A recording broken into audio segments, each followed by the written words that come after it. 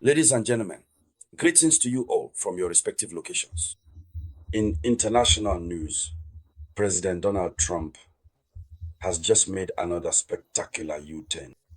He has just issued a systematic denial of the information provided by these state-run media outlets, if we can call them that.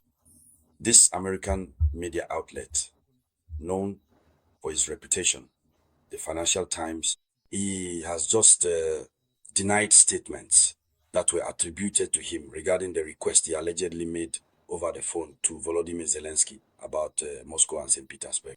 He has just denied it.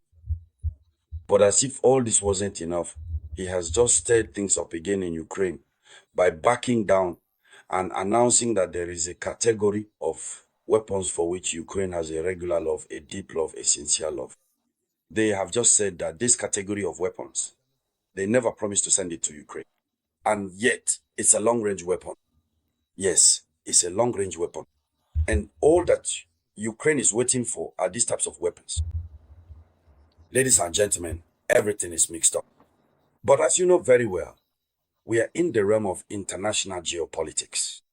And when we are dealing with international geopolitics, in geopolitics, people say things and then take them back. People speak in the morning and in the evening and contradict themselves depending on how their interests evolve. In this video conference, we are going to talk about this reversal and denial by Donald Trump. But as you know, as usual, before continuing the video conference, I humbly ask you to share this video conference. It needs to be shared as widely as possible in all the groups. Allow others to receive the information and to join us here in this struggle that we are leading on the platform for awakening consciousness.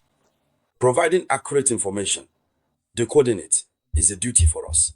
Because in order to make better decisions, the right decisions, we as African youth and African wisdom must be better informed. When we are well informed, we can establish our own firm convictions to make the right decisions. It is thanks to these various programs, these different consciousness-raising conferences held all over the continent, that today the continent is beginning to awaken. And we are seeing the results on the ground. So please share, give lots of likes, and above all, if this is your first time coming across my video conference, subscribe to this channel, the Samouraï. So let's dive deeper. Donald Trump responded in blunt terms. Yes, he said this. He said, that's not true. We never asked Ukraine to bomb Moscow and St. Petersburg. That's not true. Here is what the White House stated to clarify the information that has been circulating since this morning in state media, claiming that Trump asked Volodymyr Zelensky why he doesn't strike Moscow and St. Petersburg. So Donald Trump is issuing a categorical denial. The White House is also issuing a categorical denial. So he's contradicting the Financial Times. But should they surprise us? Before we move on to the second point of the conference, should they surprise us? No, it shouldn't surprise us. It won't surprise us at all. Because from what just happened, it seems like Donald Trump got scared. Because in the meantime, Russia has also responded. We saw Dmitry Peskov, the Kremlin spokesperson, come out and say that President Donald Trump's latest statements are very serious and that Russia needs time to analyze them and to draw a conclusion. And during the conference on this subject, I told you earlier that Russia says it wants to give itself time to reflect, to analyze the explosive, thunderous statements of President Donald Trump. But in my humble opinion, it's not Russia that wants to buy time. Russia wants to give President Donald Trump time to come back, to make a U-turn, since they already know the man. They know the man. They know what the man is capable of in terms of spectacular reversals. Because when Donald Trump makes a statement, there are reactions coming from everywhere. And then this automatically leads to strategic meetings, alliances that are strengthened. So it pushes him to understand something and to automatically backtrack on what he said. We already know the man. So I'm saying that Russia wanted to give Trump time, and here's the result. That's the first aspect. Let's move on to the second aspect. But I want to see a lot of shares. Share the video conference. Give it lots of likes. Our pages are being targeted. There have been many attacks of all kinds. But to unlock these attacks, the interactions you usually make, in fact, give us strength. So the second part of our video conference is about the categories of weapons that the president himself had said he would deliver to Ukraine. But this time, it's something else again. Donald Trump told the journalist and said that the United States is not considering providing long-range missiles to Ukraine. The United States is not considering providing long-range missiles to Ukraine.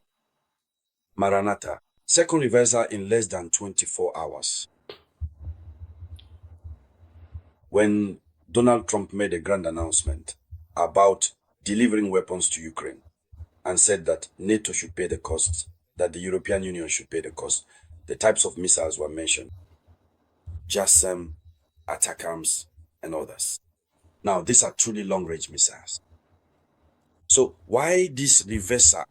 So you understand that something happened in the meantime. Some kind of deterrence somewhere.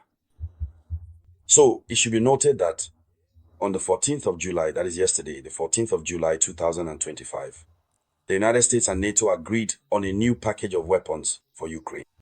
Trump mentioned the delivery of advanced weapons worth billions upon billions. We had held a video conference about this. He has said it should be worth billions upon billions. Meanwhile, NATO Secretary General Mark Rutte emphasized that the agreement included both ammunition and missiles. However, they still did not provide any details regarding the type of missile. But later, according to reports, there was a list of missiles. And the objective was to strike deep into Russia, since Volodymyr Zelensky's new strategy is to shift the conflict from Ukrainian territory to Russian territory. Russia should also get a taste of it. Now, if Donald Trump is speaking this way, you can easily understand that there is a turnaround. Who knows? By tomorrow morning, the 16th of July, 2025, he might come back again. Because as soon as Russia strikes Ukraine very, very hard again tonight, he will come back again. And so, ladies and gentlemen, that was the top story in the news. So please share it as much as possible. I'll be back with you later, by the grace of the Almighty, with more news. This was the voice of your one and only Samurai.